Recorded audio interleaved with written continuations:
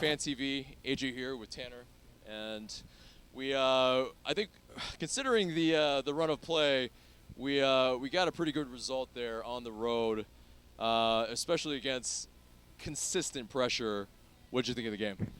It was tough. I think that a point's probably a bit lucky, honestly. We were defending probably, the last 20, 25 minutes of the game. Started off decent, had some chances. I mean, how it was 0-0 was just beyond me. I mean, a lot of them should have gone in for sure. Yeah, I mean, it was.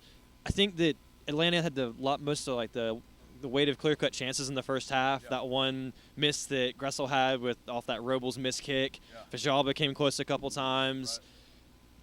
It's surprising that no one scored, but I'd take the point. A scoring issue aside, I think creating the chances is an important thing, I think. Yeah, absolutely. I mean, they created the chances, and that's good. I mean, you like to see them knock it in. Martinez, he was pretty invisible the whole game, aside from a couple clearances he had on the defensive side, which is amazing. Right. He definitely was not happy to come off, you could tell. But, I mean, that's the competitive part about him. You got to love him for that. He wants to score goals. He wants to win. But as long as we're creating, that's a good thing. I mean, I think that's the game plan that we go out with almost every game is to create.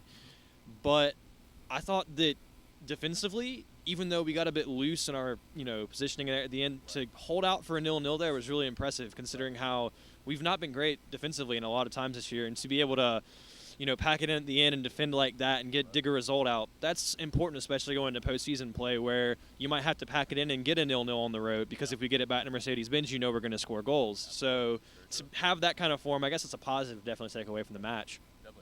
And so, with our defensive form as well, unfortunately, LGP, how he stayed on with, with the amount of fouls that he was doing. He does miss with accumulation the next match. What are your thoughts on it? Well, I mean, I think that it could honestly end up being not necessarily a pointless match, but like a match that might not have a lot of significance. I'd like to beat Toronto, don't get me wrong, but I think we're pretty much in that 3 to 4 seed spot in the playoffs as is. Right. So it's better now, I guess, than missing in that first game in the postseason, because that could be a big deal, especially for one of those wild card teams.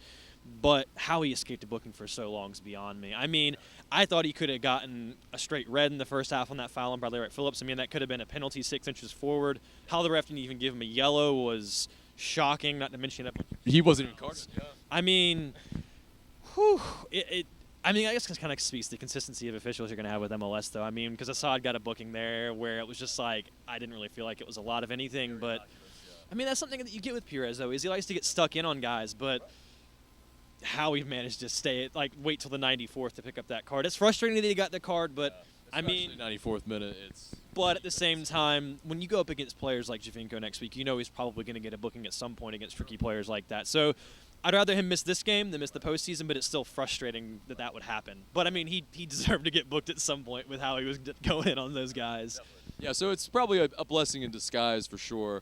But yeah, and so with the next game, I think we might or might not see a Boswell sighting, or do you think Lorenowitz is going to drop in again? I'd honestly prefer Lorenowitz. I think with how he plays, he drops into offense a lot anyway, and I think he does a good job there.